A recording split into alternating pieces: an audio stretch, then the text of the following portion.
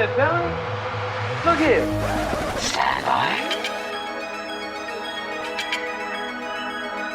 One for C-Lab, two for Drogo, three for Wolverine to round out the trio. In this episode, everybody dies. Broadcasting live from 6 fathoms below the surface of the ocean. This is The Blah. In this episode, everybody dies.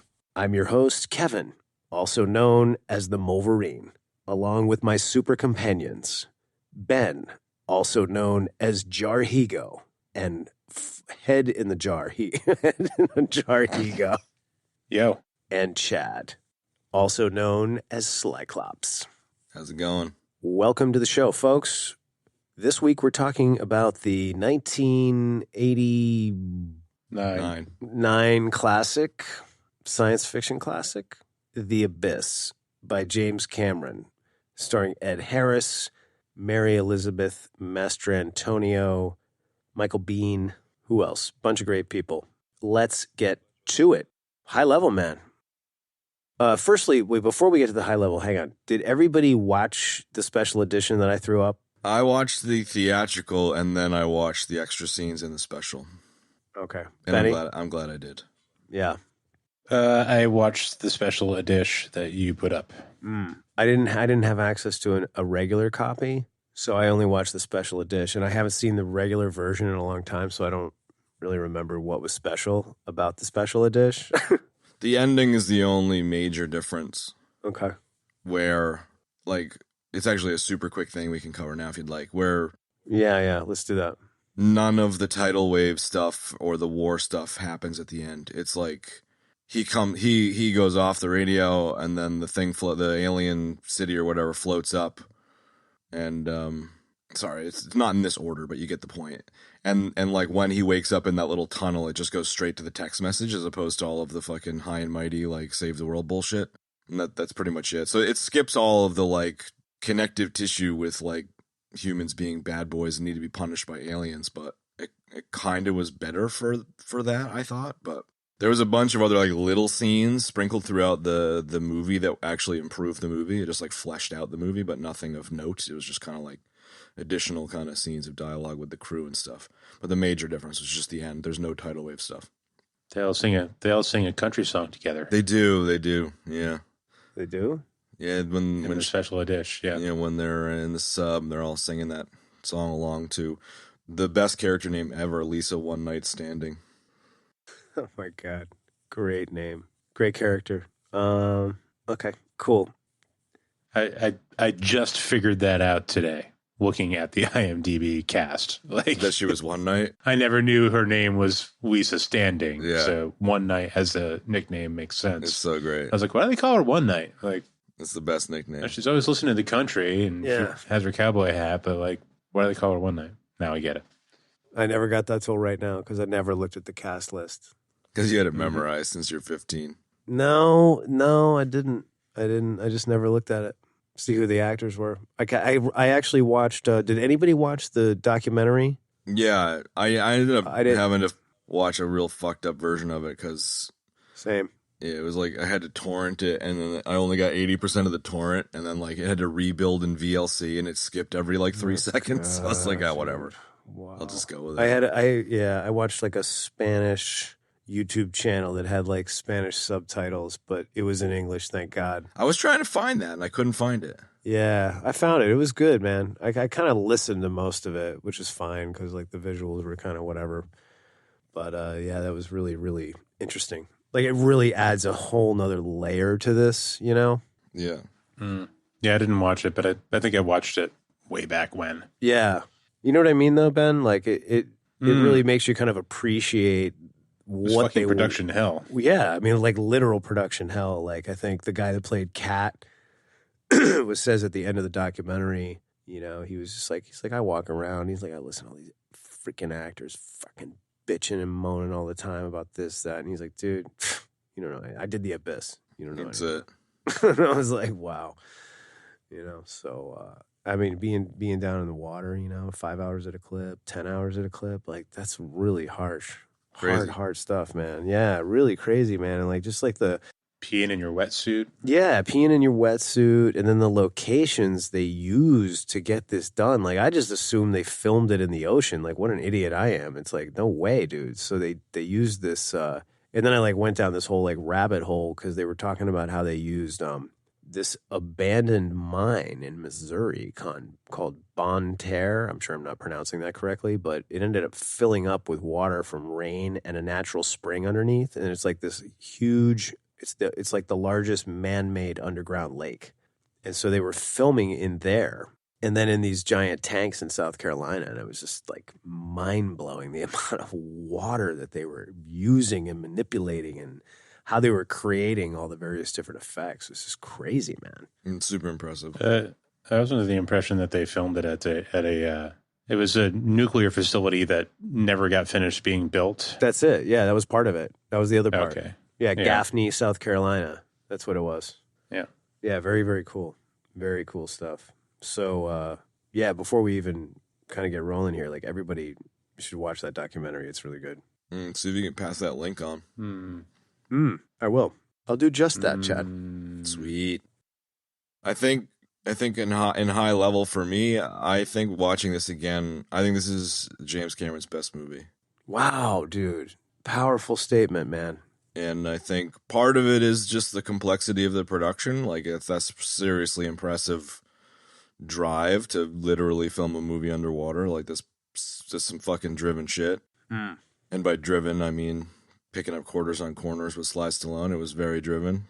Whoa, nice. And yeah, man, it's a slow burn, tons of heart and some iconic scenes. And I think like we recently did T2, and while I have a serious soft spot for T2 because I was like the perfect age when it came out of like 13 years old or whatever, I think as I've gotten older, like I appreciate T2. I love T2. I think this just pips it. I think it's just a little bit better because of just the complexity of production. So it's his best movie. Wow. Ben, you want to go next? Hey, keep your panties on. Yeah, seriously, man. Yeah, I would probably echo that there, Chad. I really have a soft spot for this movie. It's another one of those ones that I've, must have been on fucking HBO and like heavy rotation. And then besides that, I think we had recorded it on VHS and just like watched it over and over and over and over and over again. Same. Oh, definitely. Love this movie. Great cast. Great flick, man. I would also go as far as say it's probably the best undersea movie. Yep. In my recollection, it's just so good, man. Awesome cast, great visual effects that still hold up. Still look fucking great. Lots of practical effects. Great soundtrack. I mean, fucking hey, man. Tough to beat, dude. It's up there. Yeah, definitely. I might even go so far as to say it's like in my top 5, maybe. Yeah, sweet. All time? Yeah. All time top 5. Might be. Wow. Top 10, maybe. That's high praise, man. Either way. Definitely top 10, but probably top 5. Wow, I didn't realize you guys felt so strongly about this movie. Well, that's how I felt about it on this round. Yeah, I definitely had time to absorb this. I watched it in 2 solid chunks, but it wasn't a fragmented watching. I wasn't like being pulled away, so I was able to really kind of sink my brain into it. And man, it's so good. I think when it came out, a couple things, like this is my first exposure to Ed Harris. So like I remember, I don't know why, this is like one of the memories I have when I watched this the first time. I was like, who is this guy? But he's so good. And I don't know. This is really, really good. It's really well done, man. There's not a bad thing about it, and it really holds up totally. Similar to what you guys said. I think if there's a bad thing about it, it might be that additional ending bit, but we can talk about that more a little bit later. I don't even think that is. I think it's one of those rare situations where like the theatrical release and the special edition are both good in their own right. Because he said it. Cameron said it best in the documentary that he said, I found the best way to cut down time in a movie is just to eliminate entire story threads from the movie. And he's like, so that's why we took out the tidal wave scene and then, you know, some of the other stuff, like with the crew and Bud and Lindsay, you know what I mean? And I don't know, like when you remove a whole thread like that, it makes it, you don't have anything left hanging out in the air that you're like, oh, what was that all about? That didn't go anywhere. You know what I mean? So I think it's like kudos to him, and that's why you got two really good versions of the film. Yeah. I guess I'll leave my high level at that. It's super solid, man. I like what you said with like, it's just kind of nothing really wrong with it.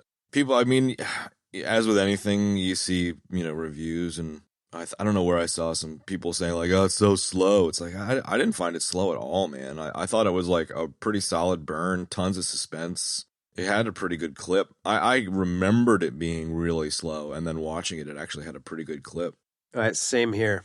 I remember it. I think I didn't like it as much when I was younger because I wanted more stuff like Aliens, and this came out like, you know, I think this is what he did right after Aliens, you know? So, and this was like around the time of a lot of those films like Aliens and T2 and Robocop and Predator, and it's like, you know, you watch a movie like this, the pacing's slower, there's a little bit more thought put into it, you know, the dialogue is definitely better.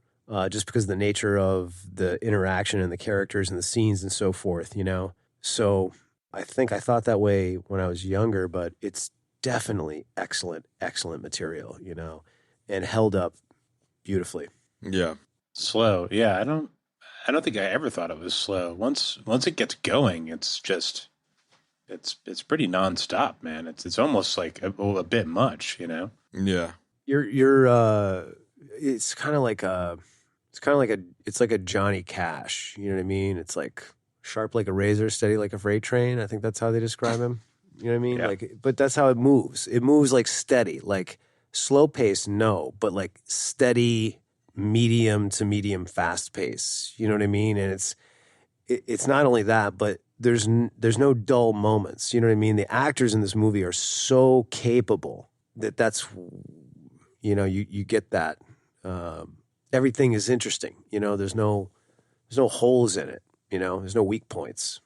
I think the actors are capable, but I think you take the capability of the actors and then you stick them in production hell, and like there isn't going to be a take where they're not all super pissed off and super tense, and you know what I mean? Because it's just like they're living in fucking hell. So I feel like there's some serious, like there's some real truth to all of the performances throughout the whole thing, because everyone's just living through it together. And I think that's definitely one of the major things that holds the movie together.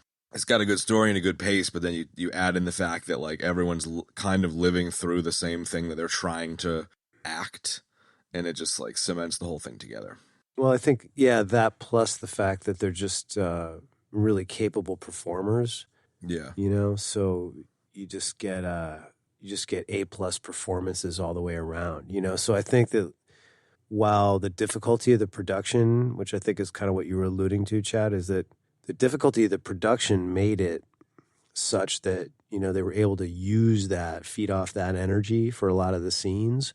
But then there's a lot of scenes where they're having to fight against that, you know what I mean? Like the cold and the wet, to like focus to do the job, do what they're supposed to do.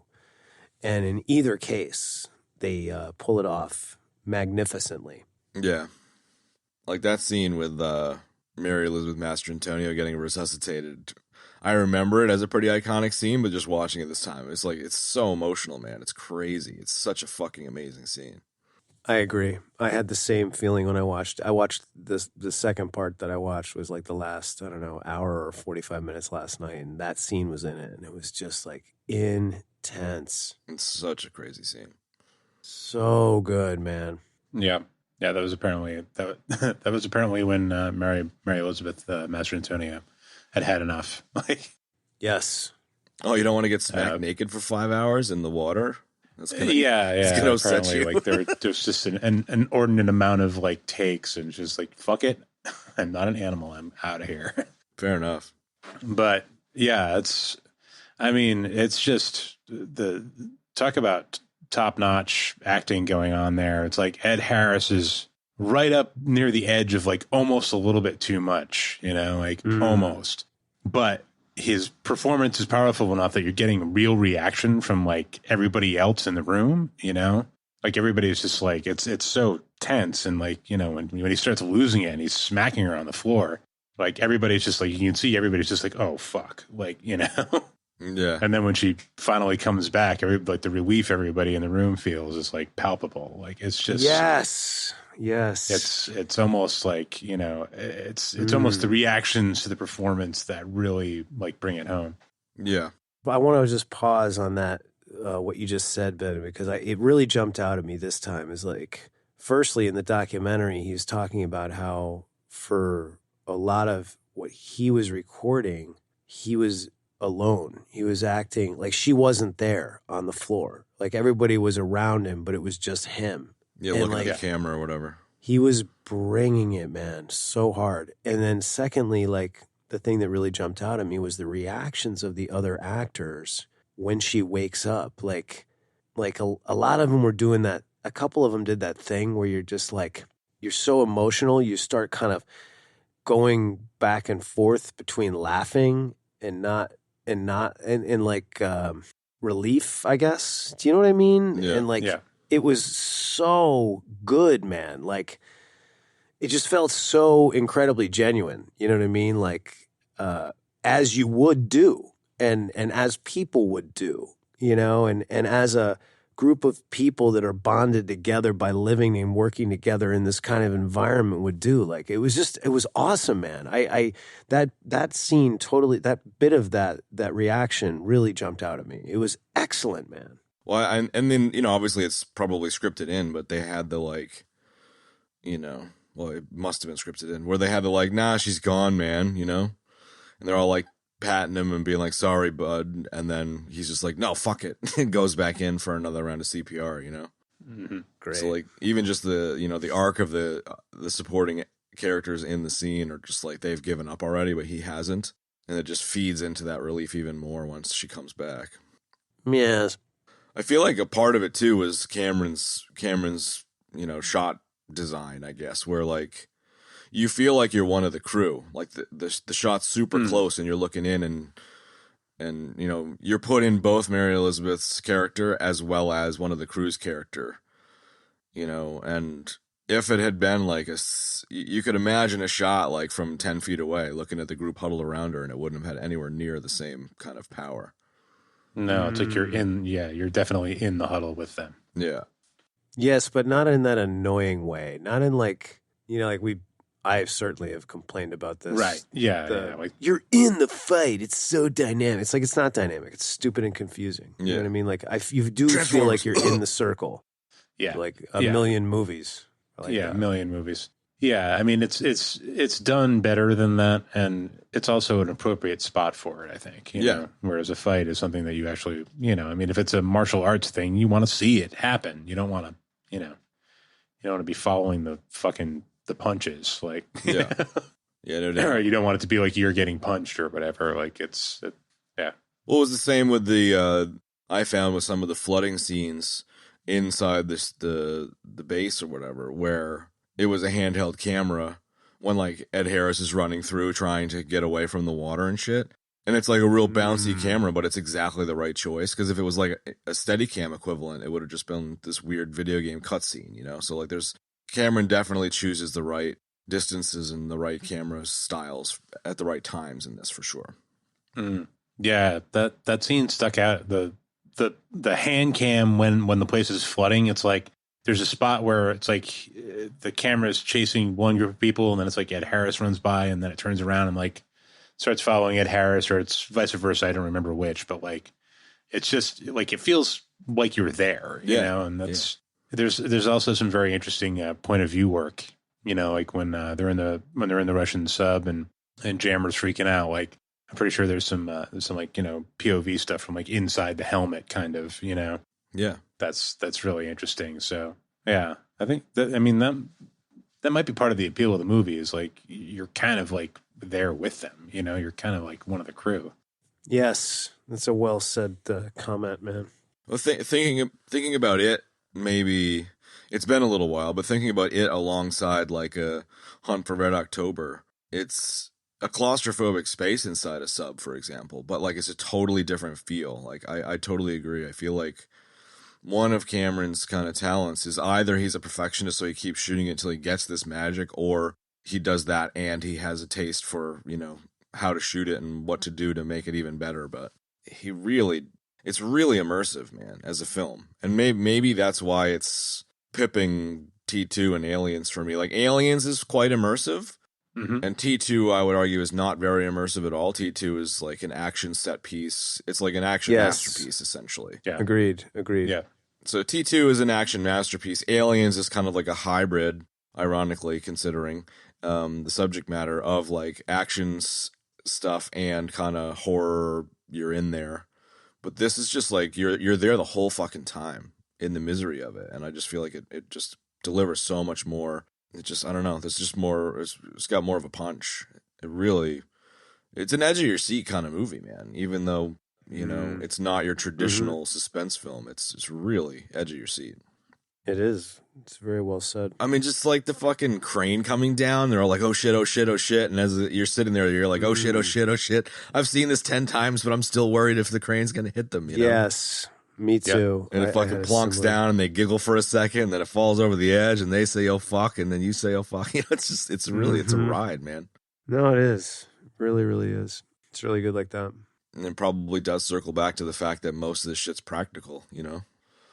Yes, absolutely. Practical to the max. I mean, you know, they're underwater wearing the suits, driving the subs, you know, like it's all real. It's about as, I mean, I can't think of anything else, another example where it's as practical.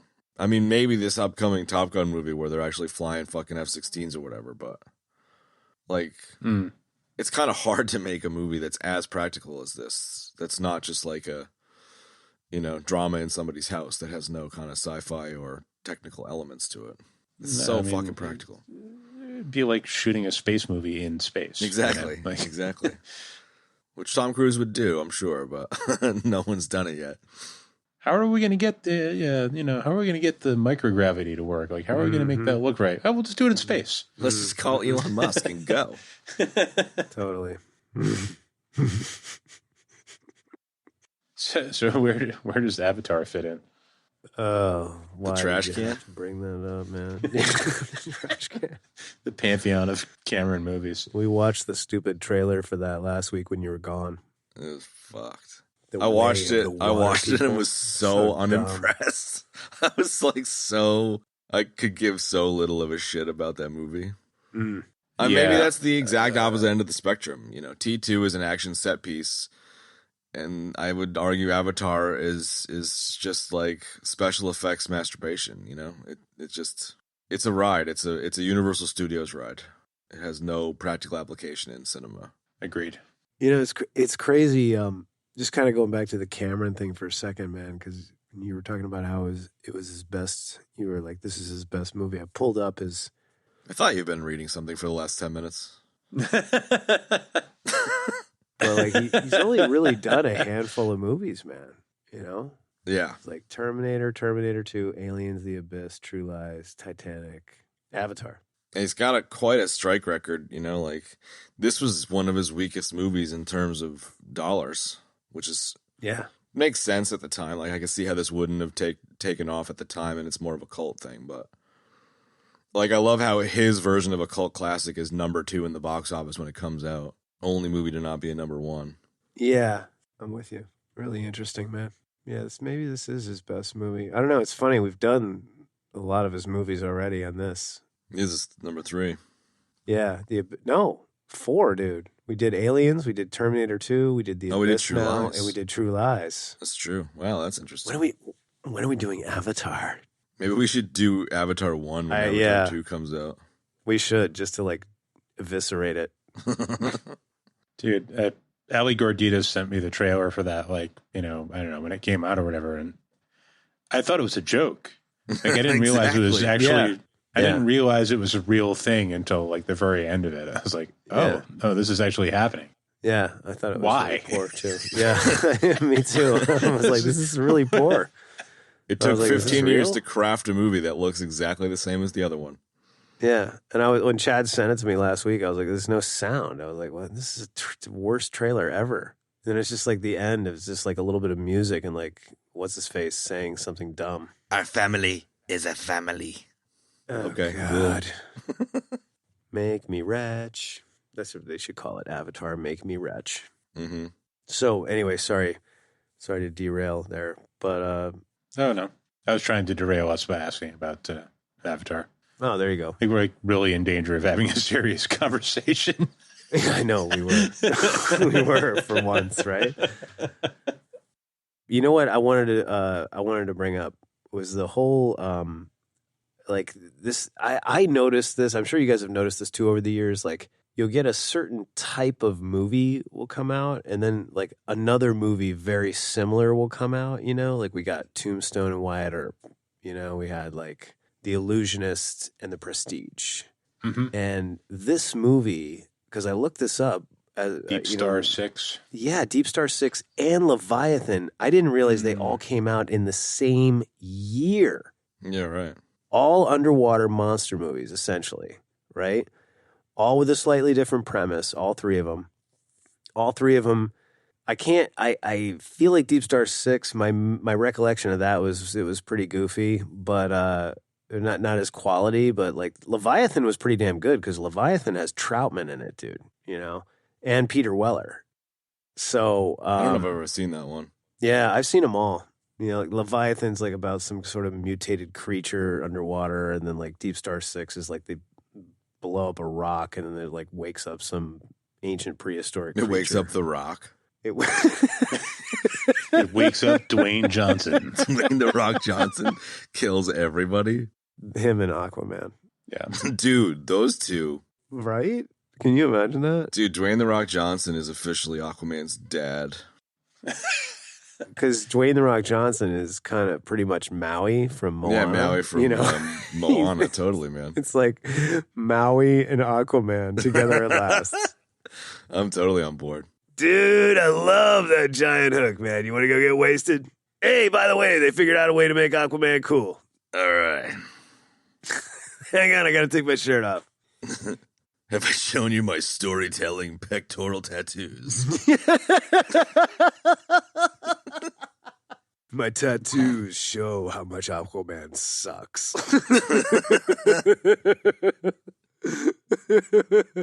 Have either of you guys watched Peacemaker yet? Moana? Yeah. No. I need to. Okay. If I can give you guys a little spoiler, Sure. and it really doesn't give anything away and to anybody else who hasn't seen it.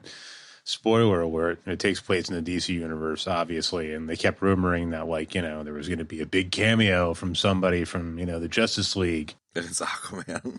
It's fucking Momoa, dude. Oh, come on, man. I love Really? it. And it's just like a little bit part at the very end of it. Yeah. They basically did not tell him, see like, that. they're like, dude, you're late. Fuck off. Like, he shows up and he's like, I'm here to save the day. And I'm like, dude, get the fuck out of here. Like, you're too late. I'm starting to, like, Momoa's starting to grow on me, dude. I was so, like, maybe it's just because of the shit that we talk here, but, like, I'm kind of pumped that he's Duncan, Idaho and shit now. Yeah, but that's the thing about Momoa that's so great, dude, is the intrigue of him. It's like, it's not that he's bad. It's that Aquaman sucks. But because he's playing Aquaman, it's just fodder for the EBD canon. You know what I mean? Yeah. And like, he's done a bunch of different stuff. Like the Khal Drogo stuff was really good on Game of Thrones. And Yep. he did that show, that like kind of frontier show. I can't remember what it's called. It's about like trappers and like, It's I about don't know, trapper like- keepers. no, it's not about called Trapper Keep. Keeper. No, it's a show about trapping animals. called- lightning bolt blue sippy cup trapper keeper I got? I was out hunting for it in the woods. No, it's a. Got these extra pockets and stuff. Comes with some colored Where's my pencils. Iron Maiden power slave trapper keeper, man? Oh man, yeah, there you go. My science homework's in there. My science, my script is in there for Aquaman, dude. It's all marked up with my sweet Hello Kitty highlighters.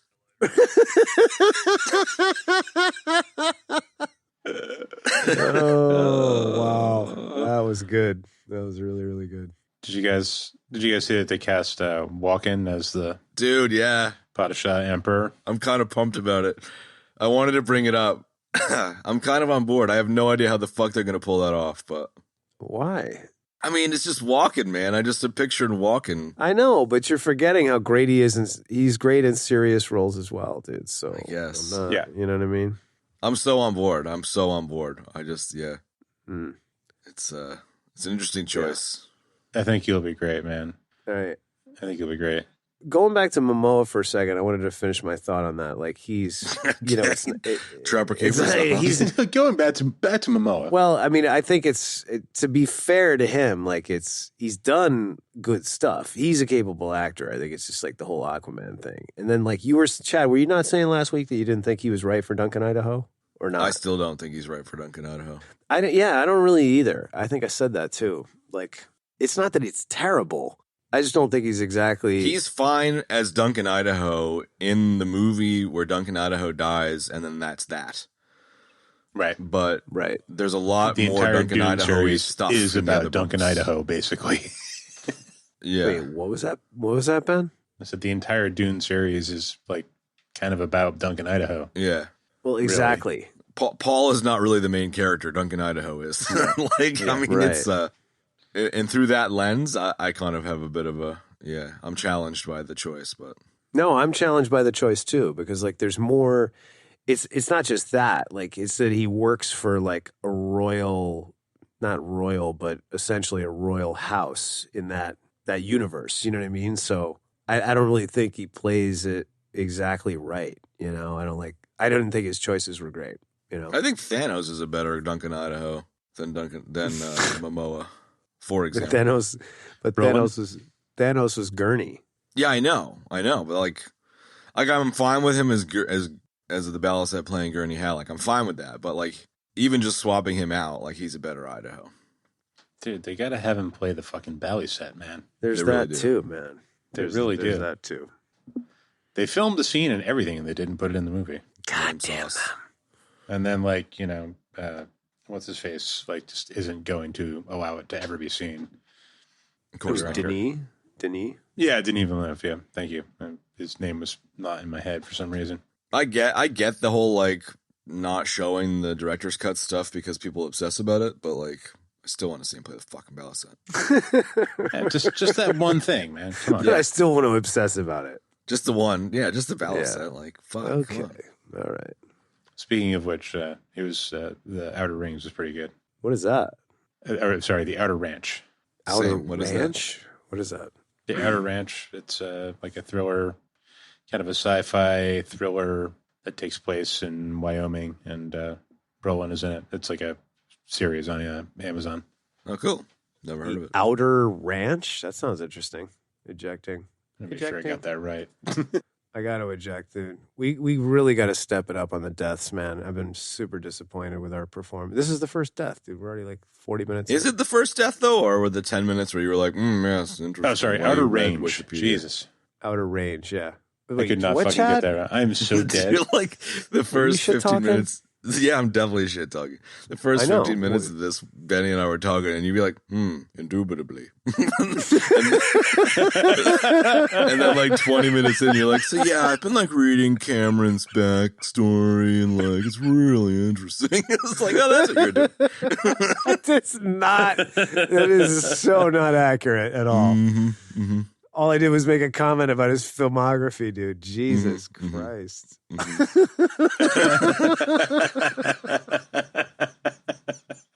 It's so easy to tell when you're reading something. You're like, yes, I totally agree.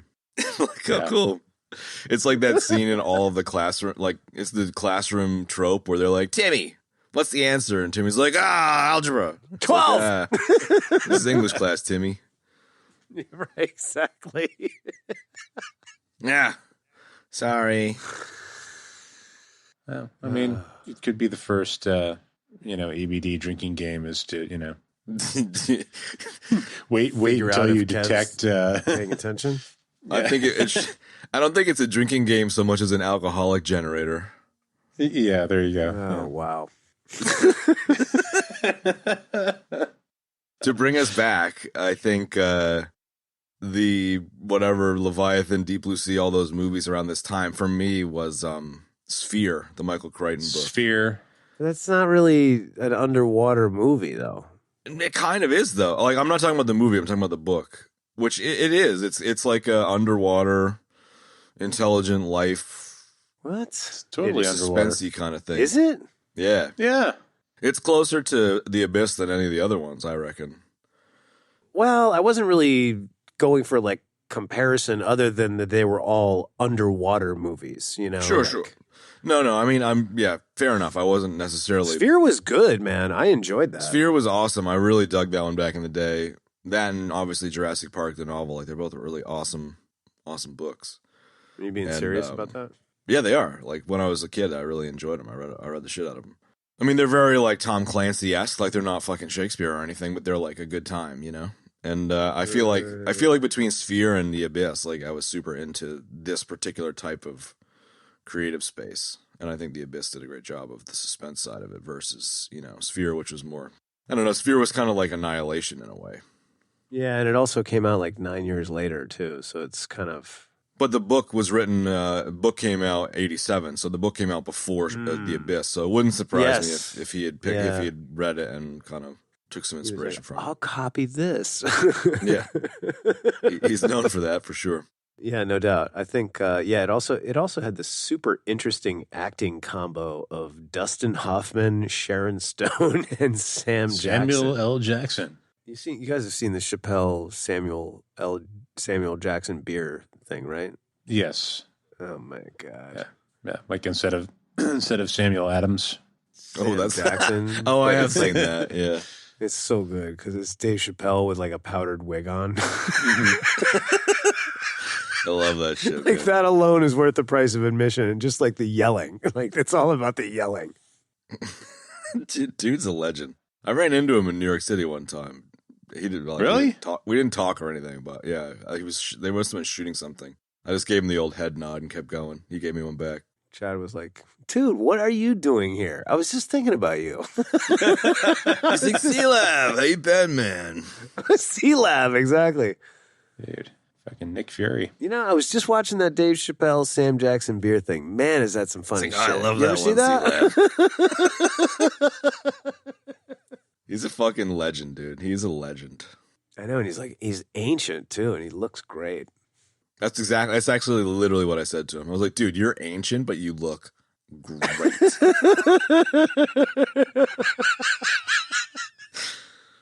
He was like, "That's because I take my vitamins, motherfucker." I think we should talk about Michael Bihn's mustache. Well, we're definitely talking about that. I mean, let's be real. No There's question. definitely a whole steak and mustaches section here. I think this is it. Well, we're here. Okay. We're here.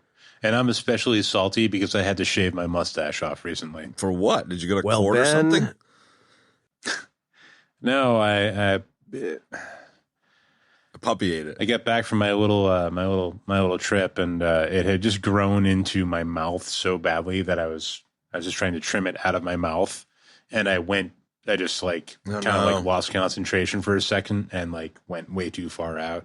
Oh, and I was like, I can just comb it down over it, and like no, there was just no fixing it. It was just. That's the worst. It was, I tried to just sort of shave it down, and then like that didn't work, and then I shaved it a little further, and that didn't work, and I was like, I just got to shave it off, man. We're done. You ended up with a Hitler. It was done. No, I just took it right down. It's really funny that you say that because the exact same scenario just happened to me. Oh man, I'm not even kidding. This is a steak and heartbreak segment, dude. I know this is steak and heartbreak for real, dude. I had just gotten my stash like honed. So I had, for the first time this year, dipped into the pond of shaving the top portion of it to shape it, right? And I had just gotten it like this perfect shape. perfect chuff, perfect thickness. And I went to trim it the other day, and I flew too close to the sun on wings of pastrami, man. And there was just no way back. I was like, I could fix this, but it would be super thin and weird. I was like, I can't now. So it's just got to come off. Man. And that was it. I had to take it down. Yeah, it's sad, man. Yeah, it was. I was so confident and just absent-minded about the whole thing, and like you, it had gotten to a point where it was just like, like I had like this Frank Zappa thing kind of going on. Like it was just beastly and like just kind of, devilish and excellent. But yes. Yeah, I just flippantly broke out the clippers and started trimming it away from my upper lip, and next thing you knew, there was like dead in the water, irreparable damage. It sucks. Yeah, it was bad, man. It was really bad. Yeah. I had just gotten it, like I was rocking the tickler because I was inspired by Quigley. So I had a tickler going on. It was somewhere between like a old school, like a 1930s mustache or like a gunslinger. Like it was perfect. And in one instant, gone. Boom. Gone. Yeah. So I got to start over. I'm starting over, just so everybody knows. I'm starting over. But I'm gonna do the same. I'm gonna make sure I'm careful this time when I trim. Give it a couple months. Exactly. It'll be good. Back to normal. Well, you're a student. Comes back fast. But you're a student of the stash, and you're a student of trimming the stash. I am. I think anybody, dude, anybody who's into stashes is. That was an amateur move, man. That was same. You could almost say that it was an expert move in the like sand mandala sense, where they like, as soon as you get it perfect, you swipe the sand away kind of thing. Like you could make an alternate argument. That was not the object, though. No, the impermanence of the stash was not the lesson here. No. I'm feeling that, Chad. I am feeling that. The universe was teaching you a lesson, my friend. Indeed it was. Lesson learned. I was not ready. I was really enjoying it. And seeing Michael Biehn with that beautiful thick stash he has in the oh, abyss. It was so thick. Yeah, it's perfect. It was so wide too. Definitely not military-ish. No. Dude. No way. No. But the SEALs can get away with that shit, I reckon. Yeah. Well, I really feel like kind of Deltas can get away with that more than SEALs, because the SEALs, I feel like they run it a little tighter, Okay. and like the little I know about Delta Force, like they're encouraged to blend in, you know what I mean? Because they're sort of... But you're not going to blend in with a stash like that. Everyone's going to be like, damn, son, look at that fucking thing. No, I don't agree, dude. So they're encouraged to grow facial hair and grow their hair out and all that sort of thing. So from that standpoint, yes. And I feel like SEALs, like they keep the hair high and tight. They're not rocking no ponytails or anything weird like that. You know what I mean? So in that sense, coming from that frame, this was a non-regulation stash. And it was a handlebar stash as well. Like that thing was rocking down the sides of his face about a solid inch. Dude. Yeah, man. So they went around the bend. That's the only points it gets against him. It gets against itself. But other than that, taking that away, it was gorgeous. Check it out. Here's the backstory, right? Lay it out. Lieutenant Coffee is a badass, but he hasn't been in active service for a while. The sub goes down, and they're like, "Who are we going to get to do the job?" And they're like, "Dude, we got to get Coffee, man. We got to call him back in, And he was like, hanging out in his cabin in the mountains or whatever, and he had this fucking super thick, beautiful, luxurious mustache. And they called him up, and he was like, "Look, bros, I'll come and help, but I'm not trimming this shit. I'm keeping my stash." They're like, "All right, dude, no problem. Your mask is gonna fit over that shit, though, right?" He's like, "Yeah, no problem." Maybe he had the full handlebar, and they negotiated so that he could shave it up to an inch around the bend. I don't think so, man. No, I think there was zero negotiation. I like it. See, I kind of was going to come at that one from a funny angle and say that the stash being non-regulation was a hint that he was going to go bad even before his hands started shaking. That was the angle I was going to come at it with. Interesting, but wrong. Interesting, but no. As it happens, reading a Incorrect. Wikipedia article right now that says you're wrong. Have they written? Is there a Wikipedia entry about mustaches? Kevin, focus. Yes, there is, Seriously? and it's going to You be just like want to read a generic. it's going to be 700 pages long, and you're going to read the whole fucking thing while Ben and I have a podcast. So please don't. I mean, I bet there's a mustache wiki. Like Benny, like a shut whole, the fuck up, man. Keep going, dude. It was a good stash. It was a good stash, man. Good stash all around. It is. It made me sad. I got really emotional on this watching, and I think when he came onto the screen, that was it. What got me going. Yeah, like it sort of like primed me. That's fair. You mean like when he steps off the chopper and then they finally show his face and you're like, bro.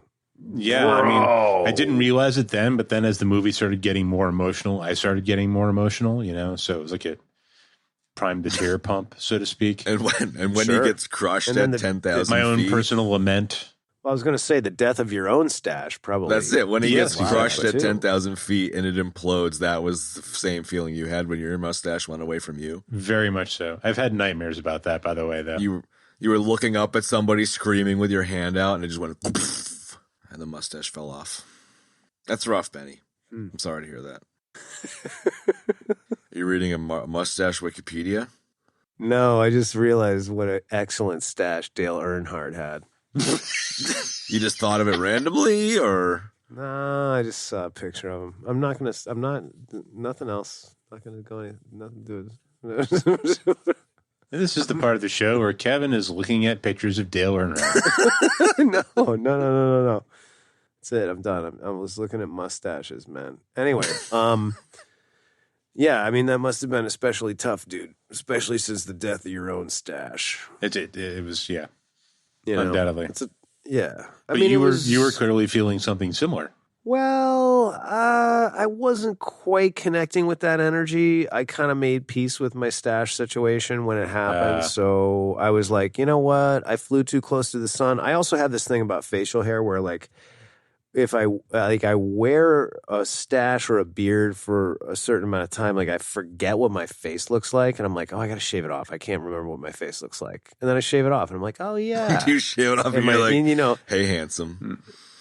Yeah, Like, no, not winking at the quite. mirror and But stuff? I'm like, oh, hey, there you are. It's Kev. And then I'm like, and then I always have that thing. I don't know if you have this, Benny, Chad, too, like where you shave your stash off and you're like, dude, my upper lip is like 10 feet long.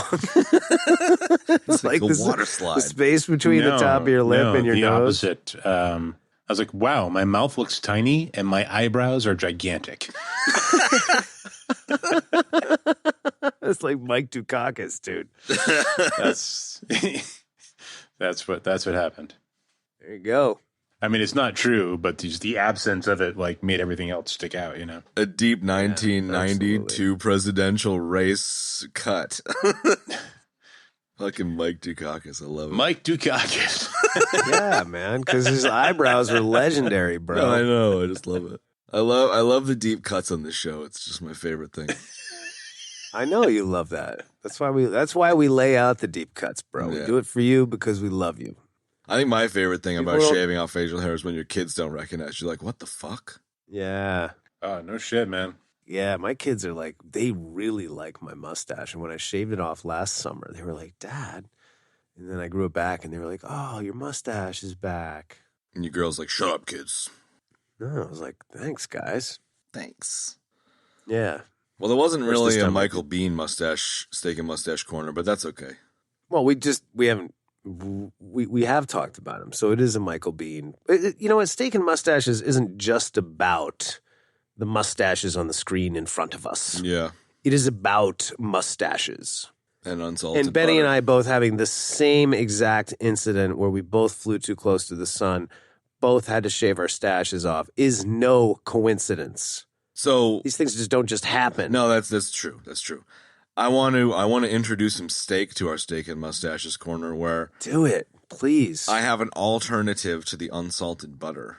What?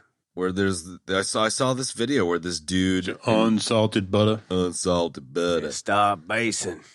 He coats steak in mayo and puts it in the pan, and it like crisps it up. It's really interesting. What? It's super interesting. That is very interesting. Because mayo That is just eggs and butter. So it essentially is butter, And I like it. It was interesting. It was super interesting. There's no butter. There's oil. It's eggs and oil. Sure. There you go. Eggs and oil. Okay. Yeah, some people make their grilled cheeses like that. Yeah, I did that for the first time ever yesterday, and it was They coat the outside good. with mayo, and then they put the cheese on the inside, and you fry it up, and instead of butter. And it's apparently a good way to do it. I did it yesterday for the first time, and it did a good job. It was weird. It freaked me out. I get such good results with the butter that I can't. Yeah, I don't want to fuck around, man. No, if I was making grilled cheeses, I don't eat bread, and they don't come out quite as good on gluten-free bread. But if I was, I would be butter all the way. There's like the Blackstone bacon version too, which is a good one. Well, I was gonna say that because we referenced, it was suggested by Benny that we do Chef at some point here in the future, the Jon Favreau film, Totally. and I modified. We did. Modified our grilled cheese before we stopped eating bread. We modified our grilled cheese crafting method to closely mirror what he does in the movie, which is to use a little bit of oil on the pan or the surface, and then, of course, butter the bread. So you get that little bit of crisp from the oil, but you get that good buttery taste as well. And the oil and butter mixing changes the smoke point. True, but I really believe that is the way to go. Like, Sure. I agree with Benny 100%. It's got to be butter over mayo. But, like, you add that little bit of oil to the pan, it just makes it extra sexy. I'm down. Yeah, I could swear to God I could talk about this all night. I do the same thing, but all butter. Butter on butter. Yeah, I'm with you And 100%. butter Either, on the really. bread. I've won 3 or 4 grilled cheese contests with that sandwich. Whoa, Fucking A, bro. whoa. Bringing up the big I guns. didn't realize you were that deep, dude. Jesus. It's plain as can be. You just get some You good want to talk bread. about a deep cut? Good bread, cheap cheese, lots of butter. Bada bing, bada Cheap boom. cheese? Why? Not It's got to cheap. be the... Yeah, go ahead. It's got to be American cheese, man. It's got to be. You have to use American cheese. You can't get American cheese not over not here. craft slices. You got to get like the deli shit, but it has to be American cheese. I got to say I don't melts agree with properly. that. Kraft White American's pretty good. The non-single serving Kraft White American is good. I feel like you need the right kind of cheese. Like softer cheeses, they're going to melt up right. And you can mix cheeses, which I like to do, but you can't mix different density cheeses, right? Like you can't take something like Manchego and think it's going to like dial in right with like Fontina. It's not going to happen. You know what I mean? So Yeah, I don't you know, feeling man. me? No, what? I think if you're going to make a grilled cheese, you make like a grilled cheese like you'd get in a fucking diner, but you just step it up and do it nice. And that's the flavor. That's the taste, Fair enough, but I feel like that cheese selection is part of that. Like you don't have to spend like $100 on cheese, but like you can get like Fontina or Gruyere. Gruyere is pretty good too. Havarti works, It's Colby Jack, dude. There you go. No. I think they're two different That's like- things. I love how you just said nothing but no. For me, that's like, I mean, I've had grilled cheeses like that, but that's like doing some fucked up shit to your pizza, like putting pineapple on it. Okay, like other people that react that way to that, Love it. that's how I react to like putting fancy cheese on a grilled cheese. It's like, no, it's a grilled cheese, man. It's fair. All right. I love So it. if I just use something like Colby Jack, is that wrong too? Because that seems like a pretty layman's cheese. Yeah, Colby's the closest thing I can get to American over here. I've found American twice in a store here ever. They just don't have it, which sucks. I've been eating fake grilled cheeses for 10 years. I don't know about that, dude. You see- I don't know. Like Monterey Jack is good cheese for a grilled cheese, and I don't feel like it's too fancy.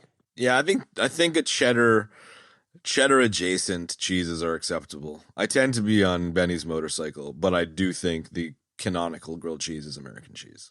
All right, fine. Canonical, yes, but Euro style or fancy pants is kind of I the don't other know. I'm not cheeses, which I'm talking down like, with. dude, I'm not trying to do some Euro trash thing here. I'm just saying that like American cheese, like if you're talking about Kraft singles, dude, it's not even real cheese. It's cheese food. It says it on the I'm not talking package. about Kraft. I said you can't use Kraft singles. You got to get real American cheese, like from the deli. Like you got to get Yeah, like from the Wanderlake deli. slices or something. Boar's know? Head. Okay, yeah, Shit. yeah. All right, I'm with you 100% on that. Yes, definitely deli You gotta get the sliced shit- American. Kev, have you ever been to Shady Glen? No. No, it's like a dairy bar burger joint in What? Colchester, I want to say, maybe. What? It's in Connecticut. It's in the middle of Connecticut. Dude, Okay, when are you coming back? Let's go there. They make these burgers, No, dude, really? and they use American cheese that they make there because it's a dairy farm. But they fry the cheese, so you get this like crispy like. Is that the place where the cheese goes way out and do like a big square? Yeah, exactly. Oh, exactly. dude, I saw George Mott's the burger dude do a video on that. That looks so good. Yes, yeah. It's in Connecticut, dude. It's like It's like I don't know, about like an hour from where I grew up or whatever. But I love how we're nerding out about burger cheese on the Abyss episode. we used to go there. We used to go there all the time. Dude, I love George Motz and all of his fucking burger wizardry, man. Dude, I watched the fucking shit out of his videos, man. I love that guy. Yeah. What is that? Is this a guy on YouTube? He's a burger expert. He literally wrote the book on burgers, and he's all over guesting on YouTube videos. He's the fucking best, dude. Dude, there's every one of them is like fucking beauty incarnate. All right, so wow, my head is spinning about this whole burger cheese thing, and the grilled cheese thing. How are we gonna get back? It's awesome, and they have like amazing milkshakes and ice cream and stuff. So, you can't go wrong with a good milkshake. It's bitch. What do you how do you guys feel about banana milkshakes? Like a banana, great. Why? Banana frap. I don't know. Like for some reason, I have a thing for them, and they're kind of rare. I don't know, man. Like I make smoothies for the kids mostly, but I always put banana in there. It's like, yeah, definitely, always. No, wait. I've never had a banana frap. So what do? Do they just add bananas to like a vanilla frap, or do they like make it with banana ice cream, like like the Chunky Monkey? Gotta be a banana to a vanilla fraps. I mean, I can't imagine what else they could do. Okay, because this is like a fucking a down and dirty diner. I guess my question is it like real banana or banana flavor banana? Yeah, that's a great question, both. Man. I don't know. It's got to be real banana, dude. I want to say because it's got to be a down and dirty place. It's like you're the Yankee in like a southern fucking kind of diner, and you're like, "Can I have a banana?" And they're like, "Fucking Yankee motherfucker!" And then they go make you a vanilla one and just like throw a banana in it to satisfy your Yankee tendencies. That's what I kind of think is going on, but maybe it's banana flavoring. It'd be good with banana flavoring, but I don't know how to answer that question. Or is it like banana ice cream? Like what is it? Chunky Monkey, the Ben and Jerry's flavor has like a banana flavored ice cream. That really would be great. I just don't know how likely it is that they would have. Yeah. These are things that we need to sort out. We need to figure that out. Kind of like we probably need to sort out getting back to this fucking movie. Yeah, I think so. It's a perfect, like, if the Lord Marshal was here, he would say, "These are the questions I need to know." Right, dude? In a double bank shot segue, I think one of the things that I found so attractive about this movie is just how similar everyone cranking around in a sub was to people flying around in like spacecraft. And while they were flying around in the spacecraft, they were eating all edges lasagna, and maybe some of the grilled cheesy milkshakey thing is like when they get into the kind of crew porn of like, what kind of delicious food can we make with the shitty stuff we've got on this station.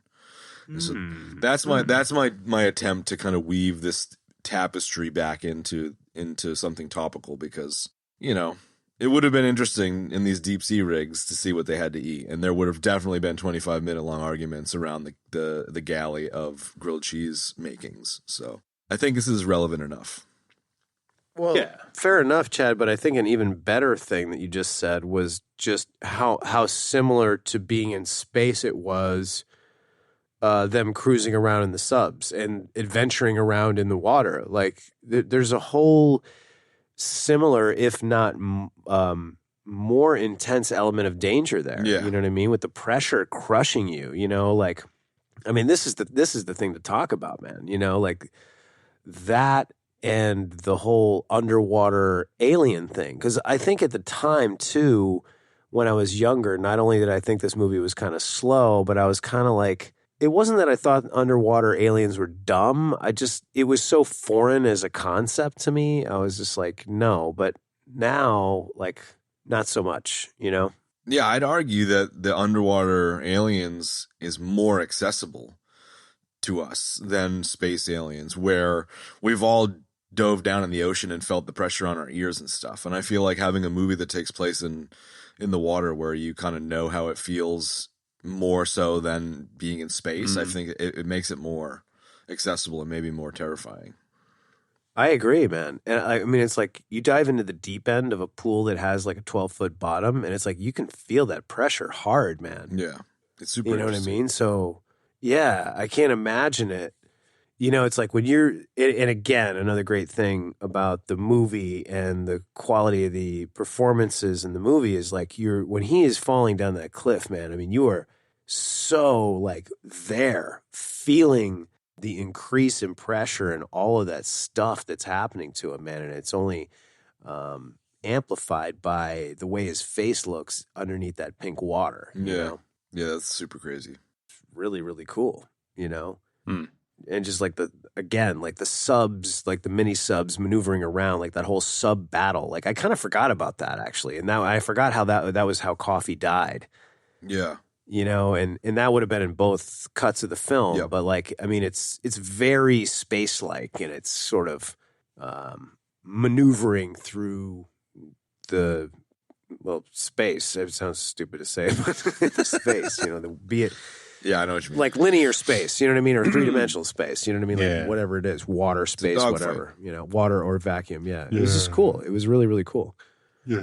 You know, I think part of what I'm saying too is that the entirety, excuse me, Jesus, the entirety of what they're doing in the water, like as tough as it was to film it, it's like they make it look so seamless and easy, you know what I mean? And it's just so good, and you're able to just accept it as fact, and this is what's going on, and this is the background, and this is the setting. Like it works so well, you know what I mean? Because they're so good at navigating through it, you know, as people acting, you know. It's excellent, man, you know. You have something in there, Benny? Yeah, I was going to go in a different direction and say that, you know, Please. Lindsay Brigman, the reason they call her the cast iron bitch is because her grilled cheese is like the shit. I love it. Once she gets up to temperature, she stays there and toasts up a fucking mean grilled cheese. I love it. That's right. No, it's not that she's mean, dude, or that she's tough. It's that she freaking dials in a sicky grilled cheese. I'm with you 1,000%, man. No. I mean, the reason everybody's like, you know, everybody's kind of like, oh, fuck, Lindsay's here is because they know they're going to be like, they're not going to be able to stop eating those grilled cheeses, man. They're just going to be like. And so does she have like a and, sick cast iron skillet like Alex had his all edges lasagna pan? You know it. Yeah. Definitely, undeniably. I love that. But she does kind of order, you know, butter around the entire time. You know, she's like, dude, but get on buttering that bread. Do it now. Like, you know, I need another slab of cheese. he's like, keep your panties on, honey. I'm going as fast as I can. Nah, Bud comes back. He's like, I got some Gruyere cheese here. And she's like, motherfucker, what did you say to me?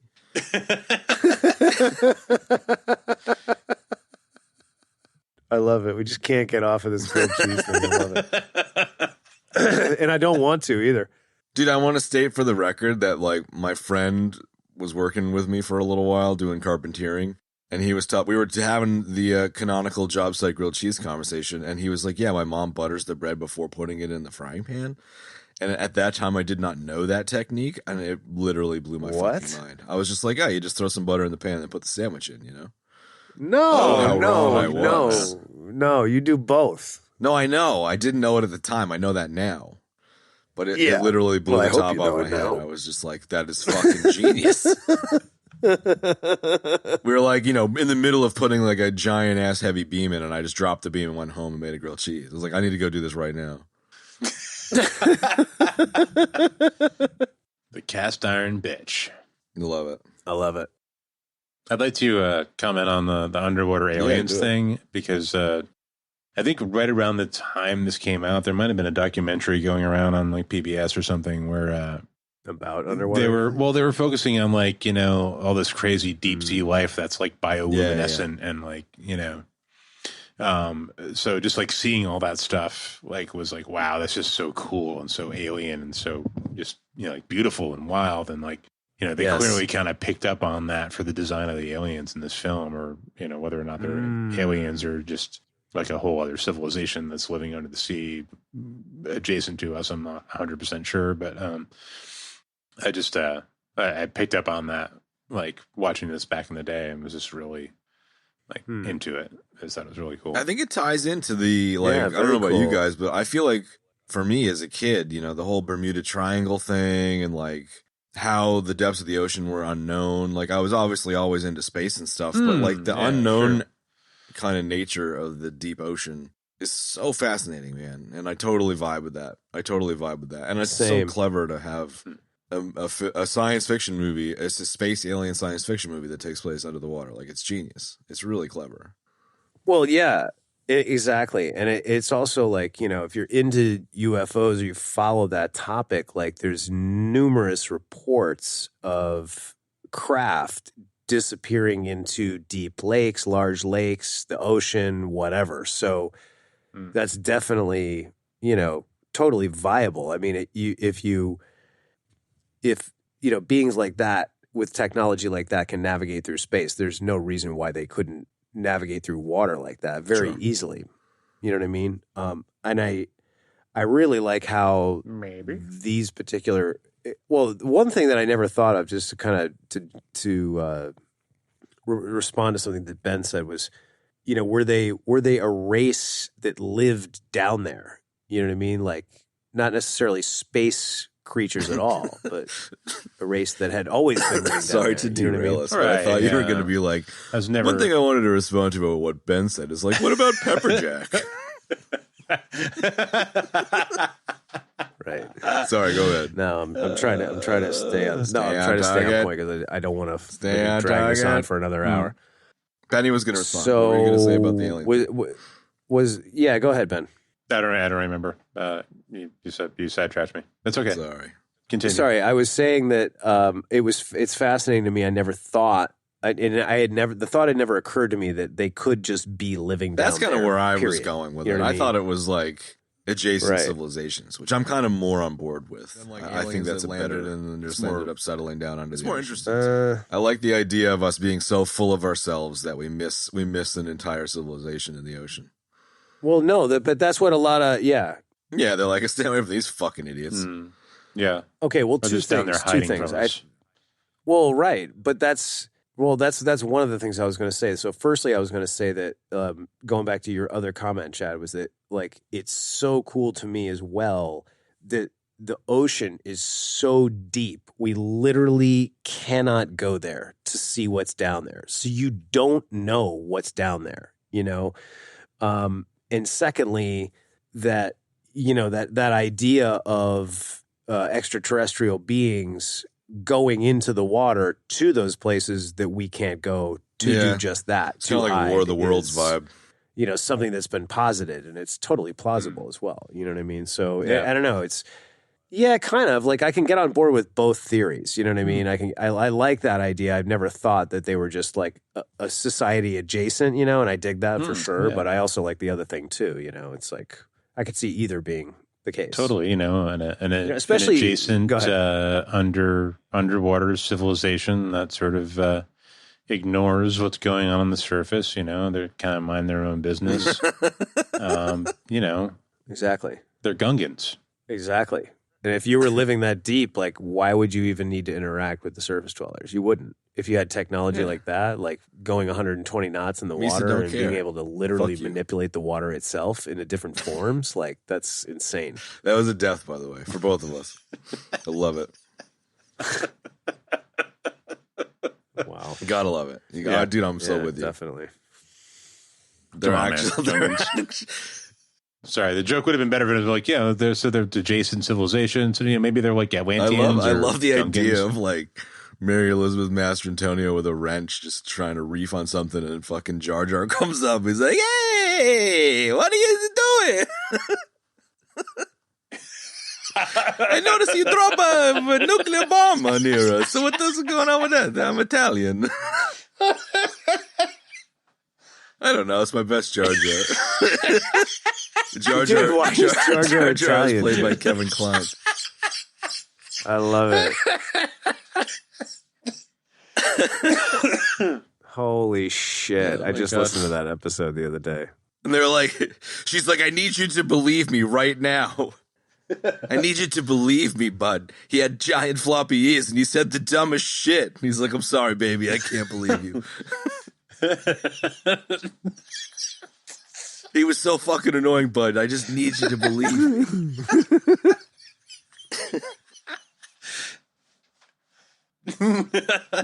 Fucking Jar Jar.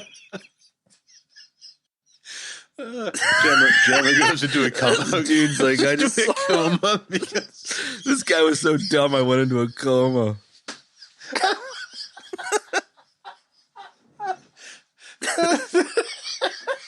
I don't know. I was standing there.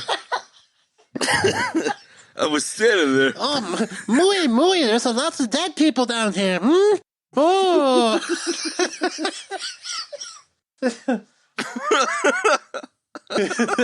Misa thinks this is a nuclear submarine. Hmm.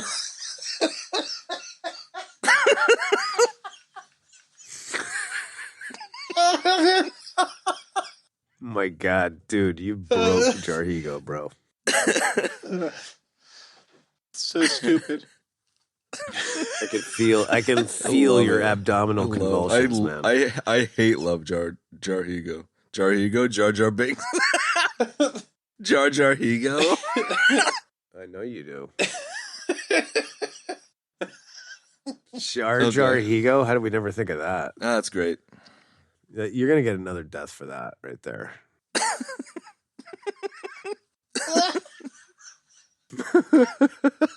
He's still going, dude. I love it. That was really good.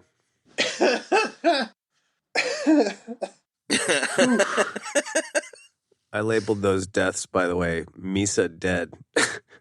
You were talking about that cliff fall a minute ago. And I don't know if it was in that same documentary, but they were talking about how they did the cliff fall sideways in the water because they couldn't do it vertically due to pressurization issues, which I thought was super interesting. Because that cliff fall scene is super cool, just from a shot point of view and how realistic it feels. Excellent. That was when they were dragging him sideways, right? Yeah. Very cool. I love that. I never, ever would have guessed that. Yeah. Makes total sense from a technical point of view, but it's so hectic, you know? I suppose it's between him tumbling and then everyone in the capsule being like, you broke the Guinness record and all that shit, you know? Yeah. It's a lot of exposition, but it really helps sell just how serious things are, you know? They're like, oh, the record is 4,000, and then by the end of it, it's like 20,000. It's like, holy shit, man. Yeah. It's like a fathom. Fathom's Like pulled up. a literal fathom. Fathom is 6 feet. No. Are you thinking leagues? I might be. You think a fathom is 6 feet?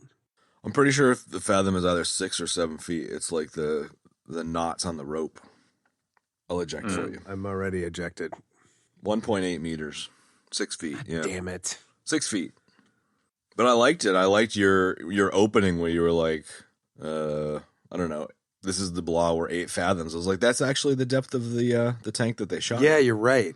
That was a happy accident. A la Bob Ross. Yeah. Yeah. Whip out the wallet, dude. Nice. All right, let's wrap this up. A league is roughly the distance a person could walk in an hour. Wow. So like 4 miles or something. Oh, okay. Well, there you go. That explains why, like, in like sword and sandal parlance, they'll talk about walking a league or two. In Roman 1.4 miles. What did the Cyclops guy say in Crawl? Something about the fire couple mares weeks. and I think what he was saying was in a day or whatever.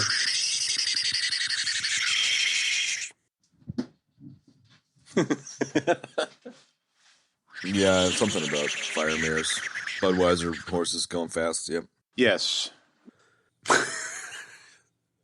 Yeah, they're trying to figure out how the fuck they're going to make it there before it, like, disappears again. And Is it good? But the fire mares. Fire mares can travel 1,000 leagues in a day. Okay, so let's what? Go ahead, Ben. I don't know. Are we all done with the cliff fall? Grilled cheese, cliff fall, Jar Jar Binks thing? Yeah. No, I was saying let's Maybe we should wrap this shift, up. like, Let's we're push on the this cliff towards fall. the Maybe end. we should do a bit of Okay. Ed Harris, because the cast isn't really worth digging into in any great detail. We could just breeze through the cast real quick and then get to bits and bobs. Well, there's only 3 people. I'm also refusing due to time. Well, there's not 3 people. There's a I lot like of Ed people, Harris. but let's just talk about Ed Harris. I'm with you. I like Great. Santa. So do I.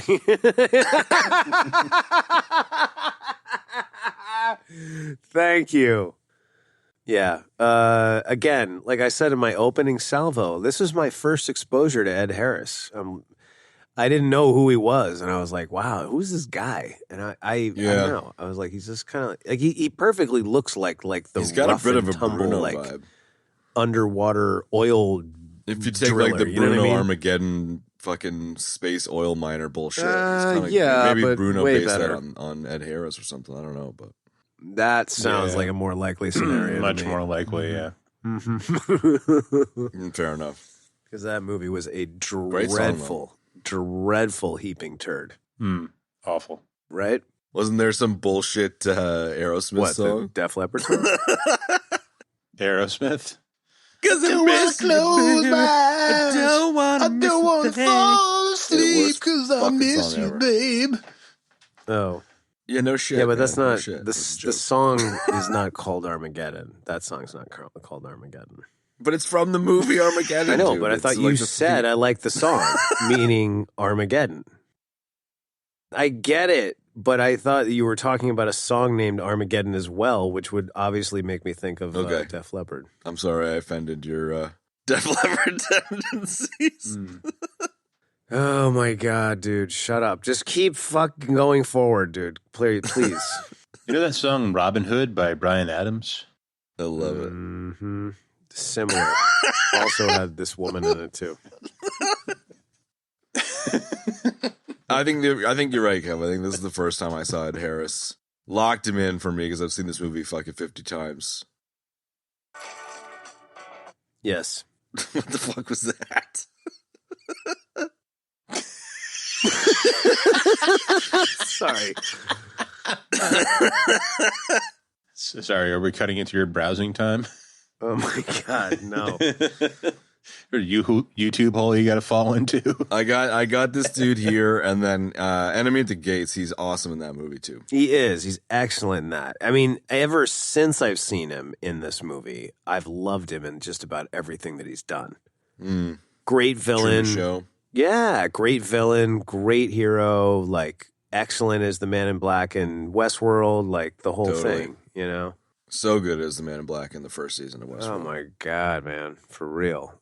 Yeah, I was so pumped to see him when he showed up in that show. I was just like, yes. Yeah, absolutely. That's the kind of feeling you get when you see him come on this on the screen, man. you know? And he, you know, Dude's a legend. regardless of what the rest of the show turned out to be like, yeah, he was excellent. Yeah. I feel like Mary Elizabeth Mastrantonio is the same. I feel like she should have gotten some better roles. Like she was awesome in this and Scarface and a couple of other things, but she didn't do a ton. It's a shame. She's awesome. No, she was really I think really more a stage actor than anything. That's where she started out, you know. She might have just gone back to that. A lot of times a lot of theater actors will do that. They'll just dip and they'll just be like, this kind of blows. I'd rather be Yeah. on stage, you know. Which I totally get, 100%. I don't know. She, I don't know what's up with that, man. I had the biggest crush on her. She's gorgeous. Absolutely. And yeah, Michael Biehn was the same. He didn't really get tons of meaty shit after. He's only had kind of this and Terminator and fucking Ringo Starr. whatever. Aliens, Terminator, Tombstone. Seventh Sign was a pretty damn I don't know popular that movie with Demi Moore. That was probably like his one like kind of major, I feel like leading kind of man role where he was like it was him front and center. He played Demi Moore's husband in that. 'Cause this was a pretty good role, like a pretty big role compared to the other ones that you mentioned. Well, I mean, Reese's big role. I mean, you know, he's dude, he's a legend, man. He's in all those 80s movies, man. He's fucking excellent. I love Michael Biehn. And He's been showing up in little things lately, like he was in The Mandalorian, like that was great seeing him there. Oh yeah. That was fucking awesome. He was in Excellent. the last season of The Walking Dead for like a minute. Like he got killed off like immediately, which sucked, but he was in it. That's cool. Still haven't seen I was that. hyped to see him. So I'm glad to see him kind of coming back. I hope he gets a little bit more, a few more meaty things going on because he's great. He needs the Tarantino Travolta treatment. Definitely. he needs a big movie to bring him back. Get him appreciated by the masses as opposed to just us, the mass holes. I'm with you there, 100%. He was always one of my favorite sort of underdog guys. Yeah. Navy SEALs, that was a terrible piece of shit, but he was in that. Kind of got Yeah, you're typecast right, into though. that stuff a bit. A little bit, sure, but still, whatever, dude. He's a legend in our world, no question about it. He's great. No doubt. All right, you want to move on now? Bits and bobs? Yeah, definitely. We can wrap the rest up in bits and bobs. The models and sets we've covered a little bit, but like I guess they had like a 40-foot fucking long ship model, which was pretty fucking awesome. Yeah, and a lot of miniatures too, which I thought was sweet. Yeah. There's a cool like 20-minute video on the miniatures and on YouTube. That's 20-minute video. worth checking out. 20 millimeter Yeah. video. Oh, that's a little bit of a nugget, actually. I guess some of the alien, phosphorescent alien designs were Mobius designs. What? wow. Really? Yeah. That's super one of the cool. dudes that worked on the miniatures just said it in passing in that YouTube video. It was super interesting. I like the kind of underwater butterfly Yeah, kinda that was cool. design that they had, and I think too, again, like when I was younger and I saw this, I was kind of like the bioluminescent thing. I was like, I don't know about that. But it fits so like, I perfectly thought to what Benny said now. that no we question, understand dude. things, And yeah. I think now, I think it's excellent. Yeah. Yeah, the creature design was cool. Creatures. I don't know why, but I love. I was going to throw this in when we were talking about the canyon trip, but when he gets down to the bottom and he's trying to disarm the bomb, and it's like he's, his light goes out, and then he's got a flare, and then the flare goes out, so he like pulls out a glow stick, and they're like, it's the fucking, the blue wire with the yellow stripe or the black wire with the white stripe, and like. Yeah, not the black wire with the white stripe. And he opens up the glow stick and it's great. Like both wires look exactly the fucking same. So It is- great. I love it. I absolutely love that part. I'm so glad Yeah. you brought that up because I've said that so many times in the past zillion years since this movie came out, and nobody's ever gotten where it was from. Yeah, it's so great. Then he just like does a Hail Mary. He's just like, fuck it. I guess I'll just cut one. Yeah. Yeah, it's great, man. I'll say, I mean, we kind of touched on this before, but I just wanted to kind of accentuate that like the movie's so well written and the dialogue is so good. Like there's more of the dynamic between Bud and Lindsay and their sort of like imploding or their impending divorce rather, certainly at the beginning of it. And it's, a lot of times in movies when I see that, I'm just like, oh God, but it was really well done, so that bit was good, and it really lent later to other bits in the movie, other important story elements. So, kudos to that. And that reminds me of what I was going to bring up, which was the ring. I love that bit where, it was an extra scene in the special edition where they have an argument and then he takes the ring off and throws it in the toilet. Whereas in the theatrical, he just like sees her and they say fuck you briefly and then he throws the ring in the toilet. But I love how he throws it in the toilet and then he reaches and he goes digging for gold and his hand's blue and then it saves his fucking ass later. It's a great little thread. It is. It's a great little mini arc there. Totally. And that fucking, speaking of the ring saving him, man, that he runs down the hallway and the door closes on those guys who are going to drown. Like that's such a heavy, crazy scene, man. And then he ends up almost having the same thing happen but the ring saves the day. Like it's just fucking it does. Heavy it duty. Does. Really cool too. Yes. There's lots of great little moments like that, again, the writing, so good, and that's straight up kudos to Cameron, dude. He wrote this story, and he did a really good job of it. Yeah, it's super solid. I guess he was having some trouble at the time with his marriage and stuff, so I think that probably is why it was such a believable dynamic between Bud and dude, Lindsay. He got together with his producing partner, Gail Earnhardt, while the movie was in pre-production. They were married while the movie was being filmed, and they were divorced by the time this movie was over. And he was seeing Catherine Bigelow. Yeah, exactly. All right, dude. There you go. Yeah, it's wild. Do you guys see the sweet, speaking of grilled cheese sandwiches, did you guys see the high C dispenser in the corner for a Yeah. split second there? I was so No, I pumped did about not. it. It was like a Coke machine with a two high C flavors on it. Next to the pinball Next to machine. the pinball machine, yeah. I was like, damn, they got a lot of goodies He's down probably that hanging out. Yeah, down man. that place, man. Like, Yeah, I saw the pinball machine for sure. Love it. I love me a good pinball machine. Yeah, who doesn't? Lord of the Rings pinball, to be specific. Fuck, that's a good machine. I ran into one up in Maine, and we There you spent go. like $100 on it. It was great. There was a dude that had a Evil Knievel pinball machine out here. Oh, fuck yeah. That was cool. That's legit. Did you ever get to play it? Dude, an Evil Knievel pinball machine? That's like legendary, Yeah, dude. bro. It was whoever the dude was that used to own like Old South Market back in the day. He had it like in the little like lobby area. I don't know if you could. I don't think you could play it, but it was just there. Yeah, sick. yeah. The Yes. foyer. It was rad. Shout out to that hippie dude. He was great. Hippie. Yeah, man. I was going to say while we were going through this, sort of talking about Bud and Lindsay, like Hippie and Catfish and One Night were all really cool. Excellent, excellent background characters, dude. Totally. Jammer, Yeah, Jammer Jammer. as well. That guy's been Even in a though lot he of was stuff. past that through half the film.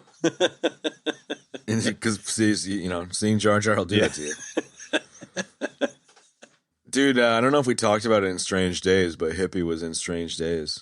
What? Who was he? David Graff? Todd What's his Graff. name? Not David Graff. Todd Graff. Yeah, he was You think he's related to Texarkana in David Strange Graff? Days. I think he was one of the hacker dudes or something. I don't know. Not the main guy, but Oh shit, he was in Strange Days I think too. he was related. I wonder if he's related to David Graff.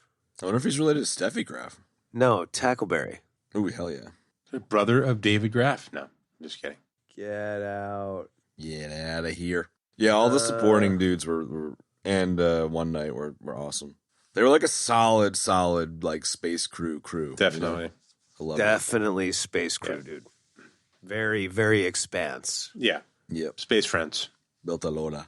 Yeah, and John Bedford Lloyd, the guy that played Jammer, he's been in a lot of stuff. He was in Philadelphia, a bunch of movies, man, and he's pretty memorable guy. He's a New Haven guy too. I haven't seen him, but he was in Ozark, eh? I only Yes, watched that one season, so He was in, I believe, season 2. Frank Cosgrove. Yeah. Oh, that's right. Yeah, he was in a bunch of them, man. That's a really good show, Yeah. man. I gotta. If you haven't seen it, you ought to. I've watched the entire thing except for the second half of the. I got to get. It's out. I just had to finish it, like the second half of the last season. Yeah, me too. I haven't watched season 4 I've yet. watched the first I gave part up of on it. in season 2. What's that? Why? Why did you gave up on 1 and 2? Why? I watched 1 and I was like, yeah, it's all right. And then 2, and then I said it before in one of the old episodes. It was like, there's only so many times I can hear Marty be like, "Yeah, so don't tell anybody, but I actually smuggle drugs." Yeah, right. Okay, fair And then enough. they tell somebody, and then hijinks ensue. It's just like the same shit over and over again, you know? Yeah, there's those kind of shows. Like, there's a certain point where you're like, all right. I mean, I'm glad they're. I think they're ending it after this bit here. So Yeah. that's probably a good thing. But it's like Dexter. He's like, he almost gets in trouble so many times, and he always manages to just Weasel randomly out of it. weasel Yeah. out of it, and you're like, dude, seriously. It's getting less and less believable. There's a as we couple go good along seasons here. of Dexter, though. Yeah, no, No, Dexter was good. I'm not. Like I'm 2 not or 3 denying of the that. 6 yeah. seasons were good. The rest of them were piles of shit. John No, Lithgow I thought season was I fucking liked great. all of Dexter except the end, but I just in the Lithgow Yeah, the Lithgow bit bit was was definitely great. one of the best. But I think what I'm focusing on what Ben is saying that Yeah. particular device in Yeah. shows, whatever, where it's just like, dude, you literally like the whole thing with Dokes in the beginning of Dexter, like he was so close to getting caught by that guy, like numerous Yeah. times. Yeah, and there's so many shows that even like Breaking Bad kind of had that sort of an element to it. There's Barry with on HBO with Bill Hader, and Henry Winkler. Like there's a little bit of that kind of element in that. Like Yeah, Marv told me to Yeah. watch that. He said that was really it's good, but like they all kind of Barry. have that element to the show, you know, where like the character is like Right. up to some shit, and like, you know, they're always sort of like one step away from like, you know, being found out, and you know, it's kind of becoming a tropey thing at this point. It just gets, I get tired of that. Yeah, I get it. I get that. Definitely. Okay. All right then. Anything else? Bits and bobs. There was one little miniature adjacent bit with the crane collapsing at the rig on top, which was all done practically. And there was a cool story about it where they made the miniature and they made the crane, and I guess they made it out of lead so that when they like yanked on it, it would look like it collapsed properly. And they were going to do 3 takes of it. And it was like synchronized swaying cameras and then synchronized buoys with cables, and they had to synchronize all the shit so that it like did it properly. And they were going to do 3 takes of it. And then James Cameron called them up and they were like, I need your fucking set, so you need to be out of there in like 12 hours. So they only had 1 take, and they shot it on film. And they were like, I think we got it. And then they developed it, and they got a call from Cameron being like, he fucking loves you. So it was just like a really interesting story about how much it could have gone wrong. It was super technical, but it's only like a, 30-second scene in the movie. And I just like, maybe it's just another set of kudos to the technical chops of getting this thing done. It's fucking wild. Yeah. Because that was a cool little story. Yeah, it sounds like my boss too. Yeah, exactly. My entire job. Okay. Next bit and or Bob. Chris Elliott. That was one of mine. Damn you. It's nice to see him. I haven't seen him in a long time. I know, but it's like the kind of the Chris Elliott paradox where it's just like he shows up in the weirdest places, and like if you ever watched the Chris Elliott show, which I know that was my first exposure to him, and it was so weird and bizarre and funny. But then it's like you'll just see him in like the weirdest places. Like he'll show up in a dramatic role like this, and you're just like, oh yeah, dude, right. And he's like totally dialing it in, Like he's great in Groundhog Day too, Yeah, he's not even really like so good in that. He's funny in that, but it's not like super funny. You know what I mean? He's doing a little bit of both. So yeah, he's a love backup Chris singer. Elliott. I guess. Not in Cabin Boy. Exactly. Yeah, I need to see that. It's been a long time. I probably don't need to see that, but it's been a long time. Man. It was just nice to see him. I haven't seen him in fucking 20 years since the last time I watched this movie. I know. I haven't seen him in forever either. I know. And the tabs keep growing. Right? Some of the near drowning stories were pretty wild. Ed Harris. I suppose that's a worthwhile. Are we on to Nuggets now? Is that what we're doing? Bits and bobs. Nah, I think I'll throw one final bit and or bob in with the practical swimming effects. Like that was actually Mary Elizabeth Mastrantonio swimming drowned, holding her breath underwater, 40 feet underwater. Yeah. Like that's fucking awesome. Like that's just crazy, man. And Ed Harris, same, swimming between the two things. That was like legit thing that they did. And he almost drowned. Absolutely. Fucking James Cameron almost drowned. He ran out of air and went up to the surface to try and get some air. And on his way up, one of the safety divers stopped him and held his regulator in his mouth, but it was upside down. No, that was Ed Harris, dude. Yeah. No, it was both of them. It happened to both of them. And then there was a diver with James Cameron who was experienced and thought that James Cameron was panicking, so was holding on to him tightly, but James Cameron was actually breathing in fucking water. And he managed to punch the guy in the face and got up to the surface and then fired him and fired the guy that didn't fill his tank up. It's just like, damn. Wow. It's kind of dick. It is dick, but he sounds like he's a bit of a dick.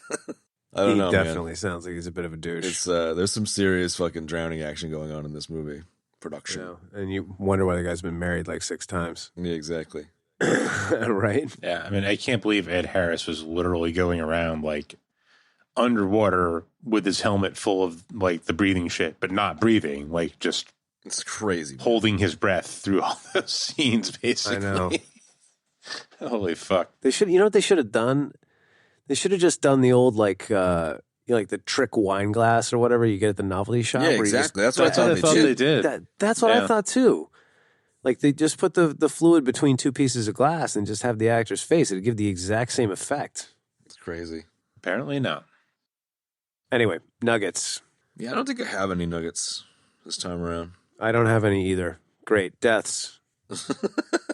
Oh, I got one nugget, which is the machine gun into the moon pool was live ammo.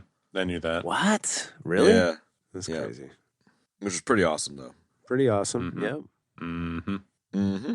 I reckon there's probably a million nuggets for that movie. Yes. Probably. There are, and I didn't really bother getting into them because there's too many. Like, I mean, there's so many from the documentary, and like, I did see another black and white wire adjacent nugget, which is that both of the wires were black and white. both of the what? They wanted to make sure that they were as visually identical as possible, so they had them both the same wire. Wait, both what were black and white? Both wires were actually black and white. Your yellow and blue and black and white wires, like for the production itself, they made them both black and white, so you couldn't see. Oh, any literally difference. tell. Got it. Yeah. Which is, I think that's it's the right choice. Yeah, it's cool. All right, deaths. Benny and I had Jar Jar Star Wars deaths that were so worth it. Mm-hmm. They were definitely worth it, man, and definitely brought up the profile of this week's deaths. In terms of body count, really low. We're underrepresenting as a group again. Not super stoked about that. I'm a contributor as well. I know that, but definitely the substance and quality of the deaths was definitely tip top. So we had. I ejected on I called it the outer ranch death because it's not outer ranch, it's outer range. And then I ejected on Shady Glen. Then you both had a Misa dead Jar Jar death. And then... Wait. Hold your panties. I definitely died on the outer ranch as well. Because it's the outer range. Oh shit! You're right. Yeah. I couldn't get it. I called it the outer ring, and then I called it the outer ranch. I realized it was called the outer range. So, all right, I'm amending it, giving you the outer ring ranch death. How's that? I like that. Yeah, that's a good one for Benny. And then I don't know. Chad had the. Wait, why did I put that as Chad? Which? Well, I mean, I guess technically the death went to you, but it was the Jar Jar Higo death. Because you said that, but I love. Yeah, I don't know. I don't know. How do we never think of that in like all these years? I've just been blows my mind. Trying to not bring it up. Happy that Rightly it has not so. been noticed until now. Right. Until now. Well, I'm not going to torture you with it. I much prefer head in a jar Higo. Oh, don't worry. Everybody else will now. So thanks for that. Yeah. You're welcome. Head in a jar Higo is just Head in a jar Higo chef's is kiss. the best. Yeah, it is the chef's kiss. Well said. So anyway, that's what we got for deaths this week. I got some pretty good ones in there. Nice. Ratings. This one for me, man, I stand by what I said earlier. I think it's his best movie. We recently did Terminator 2 and Aliens, which were both 9s. And so I'm going to give this a 9 as well. Wow, I would think that you would go higher. Yeah, I think that they are 9s. I kind of got this, like, Sly Stallone and fucking the Boy Wonder and the Nazi driver guy all coming in for a second, third within a half a second of each other kind of thing from this, driven. I feel like they're all like very similarly rated films, but Abyss just pips it at the post. I have no idea what you just said back there. Literally. I was like, what is the he three talking main about? racers from Driven coming in all like, right behind each other. All racing and getting to the finish line. Oh, that's a death for me. Okay. Hey man, we said we're gonna weave the shitty movies we talk about into the lore of our show, and that's what I was doing. I know what we do on this show. And I know how stupid I am too sometimes. So I don't know. I'm a little bit torn because I don't think The Abyss is a 9, but like based on what I said, it needs to be. And so maybe it's like, because it was previously at a 7.9 on the Richter scale here, and I think the technical achievement really does bring it up. And then having watched it again for the first time in probably 15 years, like it's a fucking good movie, dude. I really enjoyed watching it, and it really brought back a lot of nostalgia because I definitely saw it like 30 times on HBO back in the day. Yeah. And excellent science fiction. It is excellent science fiction. It's a well-rounded movie. It's long, and I like the special edition is nearly 3 hours. And well, hold on. Sorry, are you done, Chad? Yeah, man. Okay. No latencies. So, yeah, the No 11s. Again, like I said earlier, this is one of those rare instances where the theatrical cut and the special edition are nearly equally good and both telling just a little bit different story. And I think that they both work well. And I think he cut them both right.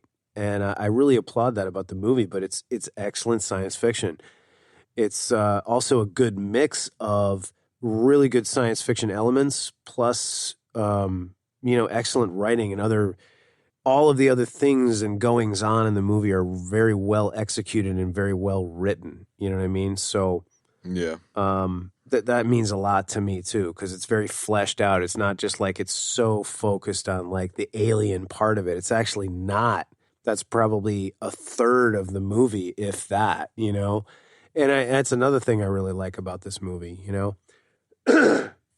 know some people have said that that the movie takes too much of a left turn at the end when he meets up with the aliens, but I don't think so. I think it's all the timeline and the way it dopes out is perfect. It's like he's falling like 2 miles down this cliff in the middle of the ocean, man, And it's just excellent, man. And there's commentary on humanity and all that stuff. And I don't know if 9s were the order for Aliens in T2, I don't know. You're right. This movie is probably one of his best movies, if not the best movie. And while I'm changing up my rating system and will not give out a 10, I will give this movie a 9.89. Yeah? Nice. Yeah. You've given out a couple 10s before, I think. I have, but I've since revised my rating system. Okay. Benny, I'll take a leaf out of your comment there and 11sies really quick and say that I prefer the theatrical ending. I think that the bad human, bad boy is a bit on the nose, but I don't think it's enough to knock it back. So I vibe with what you're saying, Kev, but I still prefer the theatrical ending. Yeah. I'll go with either, I'm fine. I felt like the extended cut kind of, I don't know, flesh things out a little more, why did the sub sink? Why did all that, it kind of added just a little extra dimension to things. I didn't object to it. And I did like seeing giant tsunami waves. I thought that was pretty cool. I dig that too, man. I like them both equally. Mm-hmm. So I'm going to give it a 10 because that's what's in my heart right now. And that's how I'm feeling. Nice. And man. I'm not a film critic, and I reserve the right to change my mind at any point in time. And if you're listening to this to get my opinion on a movie, then you're stupid. Man, I'm sorry. There you go. It'd be funny if in 20 years you're hailed as the greatest movie critic of all time. Yeah. He always knew what was up. He just didn't want to. And he was so humble. Right? That's so great. I love it. I do too, man. Just like I love the both of you. Hey, not afraid to say it. All right, so moving right along. Let's not start taking long showers together till the wee hours. No, dude, you should have just. Why couldn't you say that like Gunny Highway, bro? Let's not start taking warm showers together to the wee hours, okay, Kev? Yes, sir. Oh, yes, sir. Huh? All right, Chad Lab. What are we doing? We're doing next time. Well, I was just gonna say, to quote Winston Wolfe, let's not start sucking each other's dicks yet, gentlemen.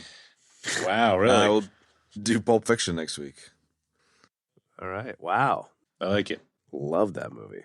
I guarantee you that since we're selecting it, the movie would be playing nowhere for free. There you go.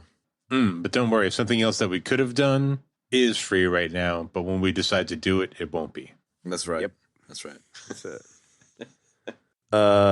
Okay, so well, there you have it, folks. Pulp Fiction next week, the 1994 classic. I'm excited about that. Hey, woo. All right.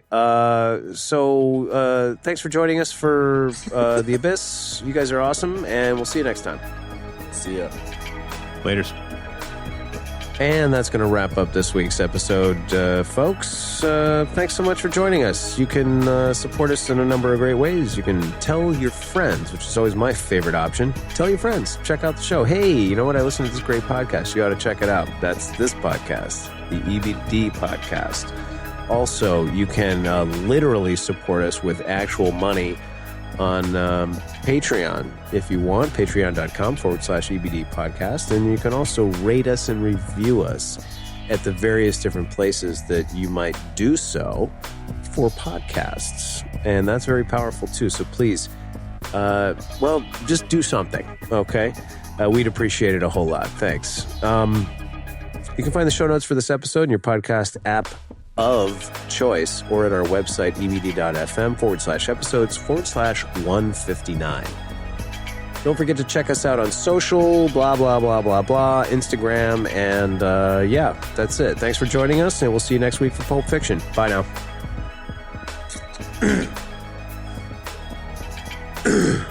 Shooby dooby.